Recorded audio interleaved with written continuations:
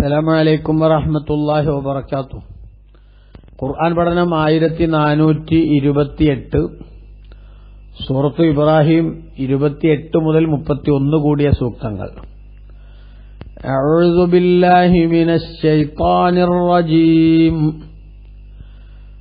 ബിസ്മില്ലാഹിർ റഹ്മാനിർ റഹീം. ألم تر إلى الذين بدلوا نعمة الله كفرا وأحلوا قومهم دار البوار جهنم يصلونها وبئس القرار وجعلوا لله أندادا ليضلوا عن سبيله قل تمتعوا فإن مصيركم إلى النار قل لعبادي الذين آمنوا يقيموا الصلاة وينفقوا مما رزقناهم سرا وعلانية من قبل أن يأتي يوم لا بيع فيه ولا خلال. صدق الله العظيم. بسم الله والحمد لله والصلاة والسلام على سيدنا محمد وآله وصحبه ومن تبعهم بإحسان إلى يوم الدين. أما بعد. അലം തറ, തങ്ങൾ നോക്കുന്നില്ലയോ, ഇലല്ലദീന ഒരു കൂട്ടരിലേക്ക്, ബദ്ദലു നിഅമത്തല്ലാഹി കുഫറ, അള്ളാഹുവിന്റെ അനുഗ്രഹത്തിന് അവർ കുഫറിനെ പകരമാക്കി, നിഷേധത്തെ പകരമാക്കി, വഅഹല്ലു ഖൗമഹും, അവരുടെ ജനതയെ അവർ ഇറക്കുകയും ചെയ്തു, ദാറൽ ബവാർ, നാശത്തിന്റെ ഭവനത്തിൽ, അതായത് ജഹന്നമ യസ്ലൗനഹ, അവർ നരകത്തിൽ ജഹന്നമിൽ അവർ ഇറക്കി, ആ ജഹന്നമിൽ അവർ കിടന്ന് വെന്തെരിയുന്നതാണ്. വബിഅ്സൽ ഖറാർ, ജഹന്നമ വളരെ മോശമായ സ്ഥലമാകുന്നു. വജഅലൂ ലില്ലാഹി അന്ദാദൻ, അല്ലാഹുവിന് അവർ പങ്കാളികളെ സ്ഥാപിച്ചു, ലിയുളില്ലു അൻ സബീലിഹി, അല്ലാഹുവിന്റെ മാർഗത്തെ തൊട്ട് അവർ ജനങ്ങളെ വഴിതെറ്റിക്കാൻ വേണ്ടി. ഖുൽ, അങ്ങ് പറയുക, തമത്തഉ, നിങ്ങൾ സുഖിക്കുക, ഫഇന്ന മസീറക്കും ഇലന്നാർ, നിശ്ചയം നിങ്ങളുടെ മടക്കം നരകത്തിലേക്കാകുന്നു. അപ്പൊ ഭൂമിയിൽ കിട്ടിയ സമയങ്ങൾ ആഹ്ലാദിച്ചോളൂ. ഖുൽ, നബിയെ അങ്ങ് പറയുക, ലി ഇബാദിയല്ലദീന ആമനു, എന്റെ സത്യവിശ്വാസികളായ അടിമകളോട് തങ്ങൾ പറയുക, യുഖീമുസ്സലാഹ്, അവർ നിസ്കാരം നിലനിർത്താൻ, വയുൻഫിഖൂ മിമ്മാ റസഖനാഹും, നാം അവർക്ക് നൽകിയതിൽ നിന്ന് അവർ ചെലവഴിക്കാനും പറയുക, സിർറൻ വഅലാനിയത്തൻ, രഹസ്യമായും പരസ്യമായും ചെലവാക്കാനും പറയുക, മിൻ ഖബ്ലി അൻ യഅ്തിയ യൗം, ഒരു ദിനം വരുന്നതിന് മുമ്പേ, ലാ ബൈഉൻ ഫീഹി വലാ ഖിലാൽ, ആ ദിനം വന്നാൽ അന്ന് കച്ചവടമോ ചങ്ങാത്തമോ ഉപകരിക്കുകയില്ല എന്ന് അല്ലാഹു സുബ്ഹാനഹു വ തആല പറഞ്ഞു. കഴിഞ്ഞ സൂക്തങ്ങളിൽ വിജയികളുടെയും പരാജയപ്പെട്ടവരുടെയും അവസ്ഥകൾ സവിസ്തരം പ്രതിപാദിച്ചതിനു ശേഷം നിഷേധികളുടേതായിട്ടുള്ള ചില നിലപാടുകളെ അല്ലാഹു തആല ഒന്നുകൂടി എടുത്തു പറയുകയാണ് ഇവിടെ. അതാണ് അലം തറ, തങ്ങൾ കാണുന്നില്ലേ അല്ലെങ്കിൽ നോക്കുന്നില്ലേ, ഇലല്ലദീന ഒരു കൂട്ടരിലേക്ക്, ബദ്ദലു നിഅമത്തല്ലാഹി കുഫറ, അല്ലാഹുവിന്റെ അനുഗ്രഹത്തിന് അവർ നിഷേധത്തെ പകരമാക്കി. അല്ലാഹു അനുഗ്രഹങ്ങൾ നൽകിയാൽ ആ അനുഗ്രഹങ്ങൾക്ക് നന്ദി ചെയ്യുകയാണ് വേണ്ടത്. അതിന് പകരം അവർ നന്ദികേടാണ് കാണിച്ചത്. നന്ദി ചെയ്യലെങ്ങനെയാ? അള്ളാഹു ഒരാൾക്ക് അനുഗ്രഹം നൽകിയാൽ ആ അനുഗ്രഹദാതാവായ അള്ളാഹുവിന്റെ തീരുമാനത്തിനനുസരിച്ചും അവന്റെ ഇഷ്ടത്തിനനുസരിച്ചും പ്രവർത്തിച്ചുകൊണ്ടാണ് നന്ദി ചെയ്യേണ്ടത്. എന്നാൽ അള്ളാഹുവിൽ നിന്ന് എമ്പാടും അനുഗ്രഹങ്ങൾ ആവോളം ആസ്വദിക്കാനുള്ള അവസരം അള്ളാഹു തആല നൽകിയ ഈ കൂട്ടർ അള്ളാഹുവിന്റെ ഇഷ്ടത്തിനും താൽപര്യത്തിനും അനുസരിച്ച് പ്രവർത്തിക്കുന്നില്ലെന്ന് മാത്രമല്ല, അല്ലാഹു സുബ്ഹാനഹു വ തആല വിലക്കിയിട്ടുള്ള സംഗതികളും ചെയ്യരുതെന്ന് കർക്കശമായി പറഞ്ഞ കാര്യങ്ങളും അവർ ജീവിതത്തിലെ ഒരു സ്ഥിരം സംഭവമാക്കി മാറ്റുകയാണ് ചെയ്തത്. അപ്പൊ അല്ലാഹു അവർക്ക് ചെയ്ത അനുഗ്രഹത്തിന് നന്ദികേട് കൊണ്ടാണ് അവർ മറുപടി പറഞ്ഞത്, നന്ദി കൊണ്ടല്ല എന്നർത്ഥം. എന്നു മാത്രമല്ല, വഅഹല്ലു ഖൗമഹും, അവരുടെ ജനങ്ങളെ അവർ ഇറക്കുകയും ചെയ്തു, ദാറൽ ബവാർ, നാശത്തിന്റെ ഭവനത്തിൽ ഇറക്കുകയും ചെയ്തു. അതായത് ജഹന്നം എന്ന നരകത്തിൽ അവരുടെ ജനങ്ങളെ അവർ ഇറക്കുകയും ചെയ്തു. യസ്ലൗനഹ, ആ ജഹന്നം എന്ന നരകത്തിൽ അവർ കിടന്ന് വെന്തെരിയുന്നതാണ്. ആ ജഹന്നമിൽ അവര് ഇറക്കിയോ ബിഅ്സൽ ഖറാർ, അത് വളരെ മോശമായ സങ്കേതമാകുന്നു എന്ന് അല്ലാഹു തആല പറഞ്ഞു. ഈ സൂക്തങ്ങളിൽ ആരെക്കുറിച്ചാണ് ചർച്ച എന്ന് സംബന്ധമായി ബഹുമാനപ്പെട്ട ഖുർആൻ നബി സല്ലല്ലാഹു അലൈഹി വസല്ലമ തങ്ങളുടെ പ്രബോധന രംഗത്ത് തങ്ങൾക്കുണ്ടായ ചില വിഷമങ്ങൾ, ആ വിഷമങ്ങൾ ഉണ്ടാക്കിയ ജനതയെ ഒന്ന് പൊളിച്ചെഴുതുകയാണ് അല്ലാഹു തആല ഇവിടെ ചെയ്യുന്നത്. അലം തറയിലല്ലദീന, ഒരു കൂട്ടരിലേക്ക് തങ്ങൾ നോക്കുന്നില്ലേ എന്ന് പറഞ്ഞാൽ നബി സല്ലല്ലാഹു അലൈഹി വസല്ലമ തങ്ങളുടെ പ്രബോധിത സമൂഹത്തിന്റെ പ്രഥമ വിഭാഗന്മാരാ മക്കയിലെ ഖുറൈശികളാണ്. ആ ഖുറൈശികളുടെ നിഷേധാത്മകമായ നിലപാടിനെയാണ് അല്ലാഹു തആല ഇവിടെ ചോദ്യം ചെയ്യുന്നത്. ഖുറൈശികൾക്ക് അല്ലാഹു സുബ്ഹാനഹു വ തആല നിഅമത്ത് കൊടുത്തു. ആ നിഅമത്തിന്റെ കൂട്ടത്തിൽ ഏറ്റവും പ്രധാനപ്പെട്ട നിഅമത്ത് എന്തെന്നെയാണ്? പ്രഥമമായി മുത്തുനബിന്റെ പ്രബോധനം ആസ്വദിക്കാൻ അവസരം കിട്ടിയവരവരാണ്. ബഹുമാനപ്പെട്ട പണ്ഡിതന്മാർ ഇവിടെ രേഖപ്പെടുത്തുന്നത് കാണാം. ഇബ്നു കസീർ തന്റെ തഫ്സീറിൽ രേഖപ്പെടുത്തുന്നത് കാണാം. ബഹുമാനപ്പെട്ട നബി സല്ലല്ലാഹു അലൈഹി വസല്ലമ തങ്ങളെ അല്ലാഹു സുബ്ഹാനഹു വ തആല ജനങ്ങളിലേക്ക് പ്രവാചകനായി പ്രബോധനത്തിനു വേണ്ടി നിയോഗിച്ചുവല്ലോ. ആ നിയോഗിച്ചപ്പോൾ നബി സല്ലല്ലാഹു അലൈഹി വസല്ലമ തങ്ങളെ ഉൾക്കൊള്ളാനും അംഗീകരിക്കാനും തയ്യാറാകേണ്ടിയവരായിരുന്നു അവർ. അതിനു പകരം അവർ അങ്ങേയറ്റത്തെ നിഷേധാത്മകമായ നിലപാട് സ്വീകരിക്കുകയാണ് ചെയ്തത് എന്ന് ബഹുമാനപ്പെട്ട പണ്ഡിതന്മാർ രേഖപ്പെടുത്തുകയാണ്. എന്താണ്? ഫഇന്നല്ലാഹ റസൂലുള്ളാഹി സ്വല്ലല്ലാഹു തങ്ങൾ ഇവിടെ അല്ലാഹു തആല ഇവിടെ പറഞ്ഞ നിഅമത്തിന് പകരം കുഫർ പകരമാക്കി എന്ന് പറഞ്ഞത് മക്കയിലെ മുശ്രിക്കുകളാണ് പ്രധാനമായും അതിന്റെ പ്രധാന ഘടകം.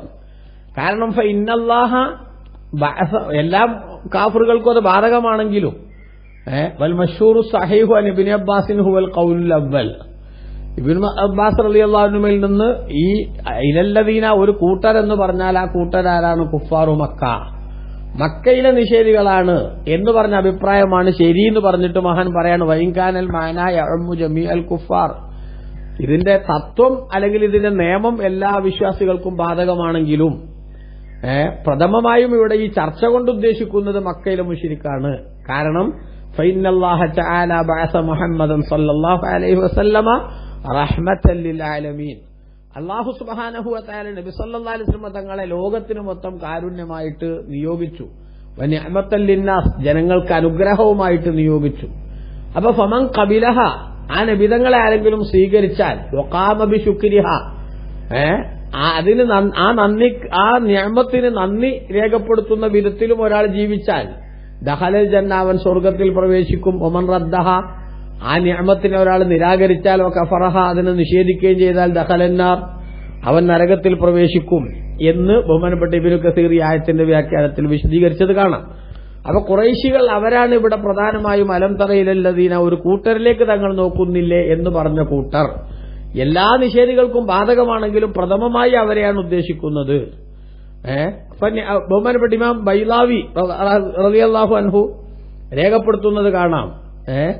അവരെ സംബന്ധിച്ചിടത്തോളം അല്ലാഹു സുബ്ഹാനഹു വ തആല അവർക്ക് നൽകിയ അനുഗ്രഹങ്ങൾ, ആ അനുഗ്രഹങ്ങൾക്ക് അവർ നന്ദി ചെയ്യുന്നതിന് പകരം നന്ദികേട് കാണിക്കുകയാണ് ചെയ്തത്. എന്താ കാരണം?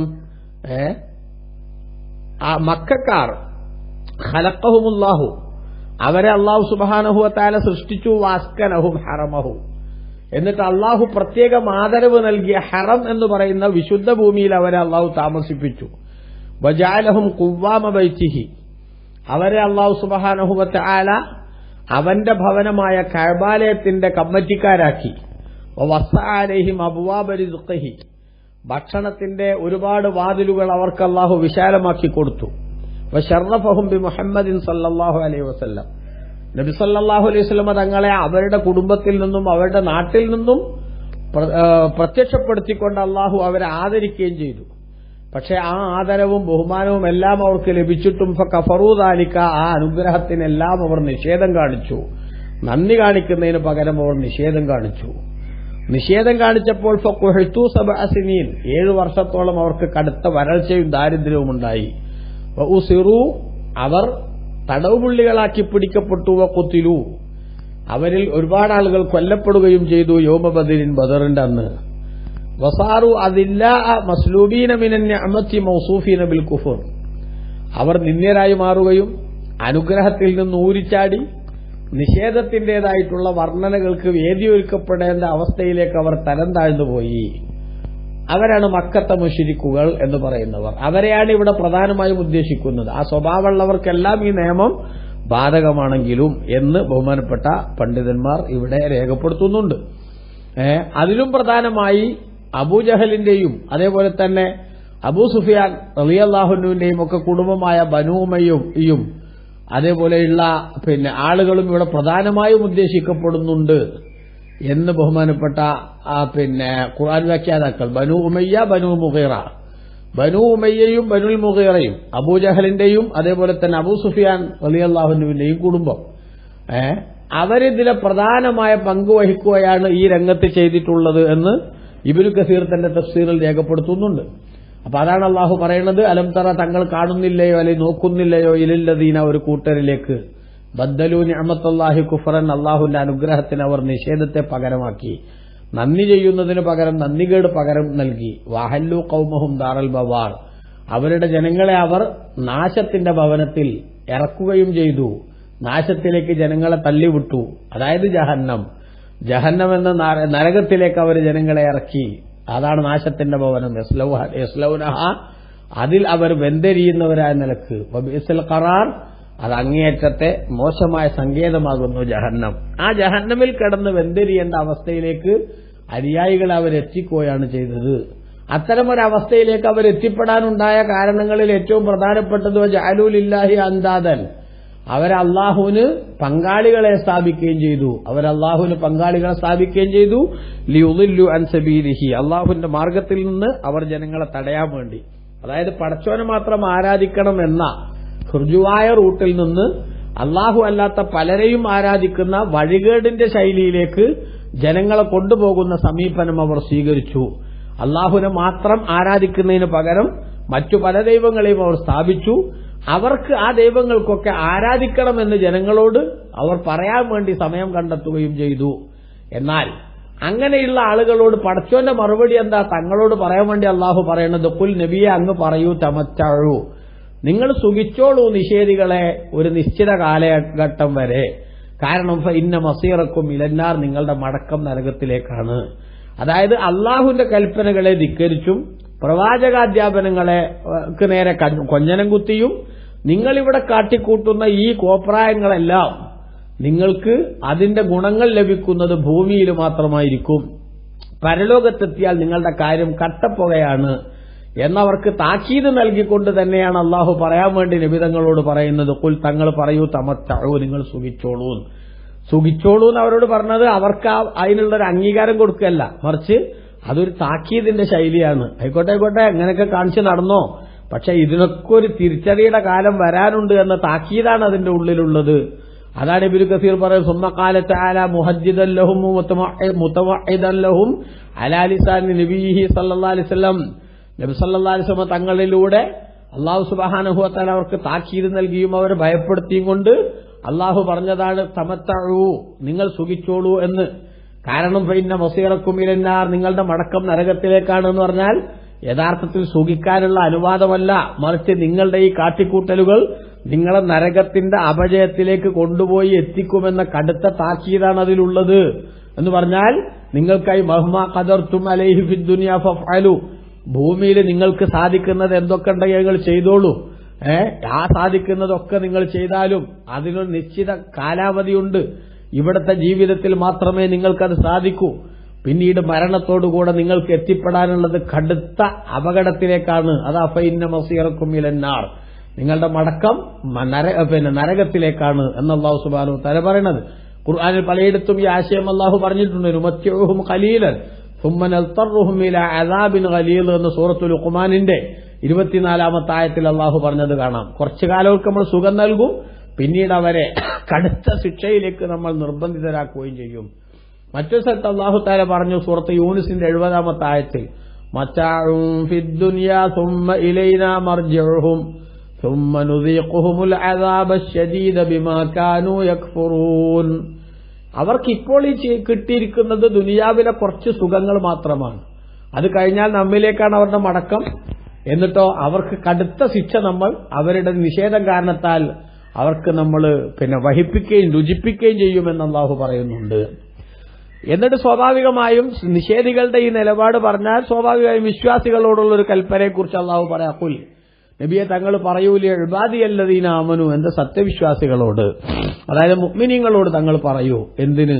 യുഖീമുസ്സലാ, അവർ നിസ്കാരം നിലനിർത്തട്ടെ. അതിന് പറയൂ, നിസ്കാരം നിലനിർത്താൻ വേണ്ടി പറയൂ. നിസ്കാരം നിലനിർത്തുക എന്ന് പറഞ്ഞാൽ എന്താ?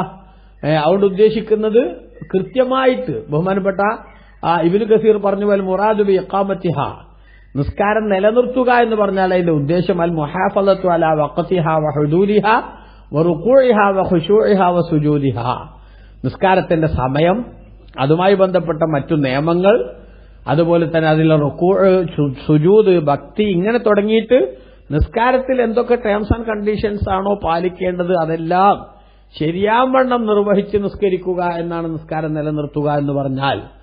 അത് ചെയ്യണമെന്ന് അവരോട് തങ്ങൾ കൽപ്പിക്കണം, തങ്ങൾ അവരോട് പറയണം. അതേപോലെ യുൻഫിഖൂ മിമ്മാ റസഖ്നാഹും, നാം അവർക്ക് നൽകിയതിൽ നിന്ന് ചെലവാക്കണമെന്നും പറയണം. സിർറൻ വഅലാനിയ, രഹസ്യമായും പരസ്യമായും.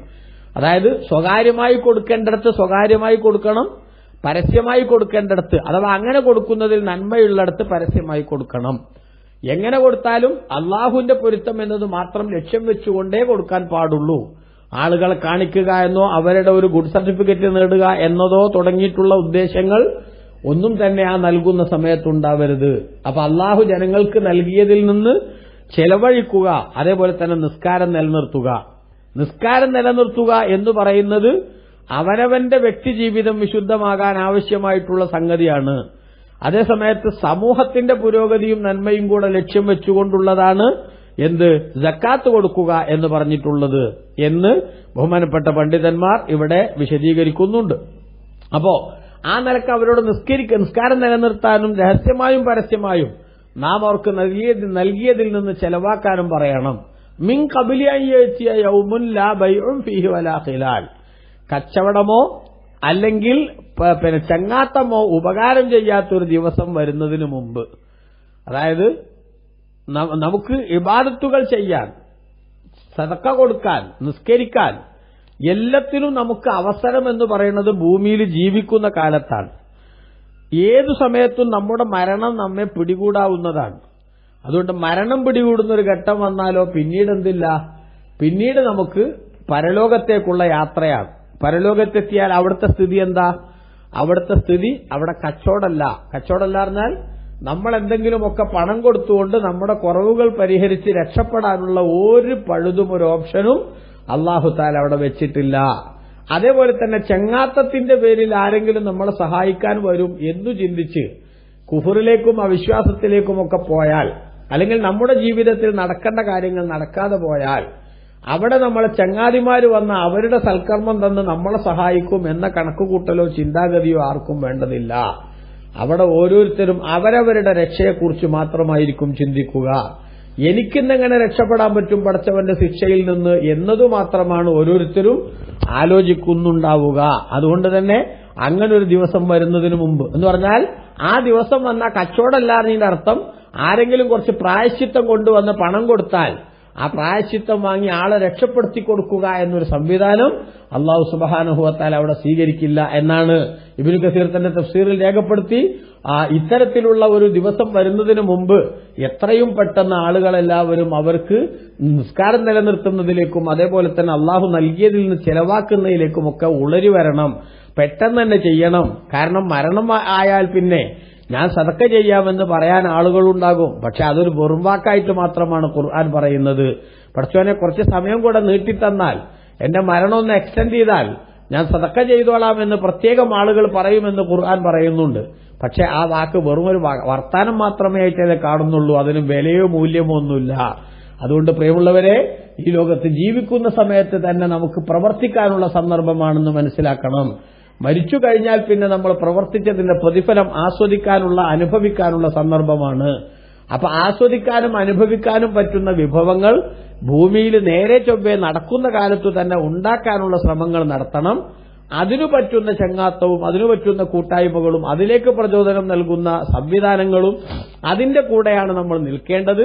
അള്ളാഹുവിനെ കുറിച്ചുള്ള ചിന്തയിൽ നിന്ന് നമ്മൾ അകറ്റുന്ന, ഏതെങ്കിലും അർത്ഥത്തിലുള്ള അരുതായ്മകളിൽ ചെന്നുപെടുന്ന സാഹചര്യം ഉണ്ടാകരുത്. അള്ളാഹു നമ്മളെ നല്ലവരിൽ പെടുത്തട്ടെ. ആമീൻ. വസല്ലല്ലാഹു അലാ സയ്യിദിനാ മുഹമ്മദിൻ വആലിഹി വസഹ്ബിഹി വസല്ലമ വൽഹംദുലില്ലാഹി റബ്ബിൽ ആലമീൻ. വസ്സലാമു അലൈക്കും.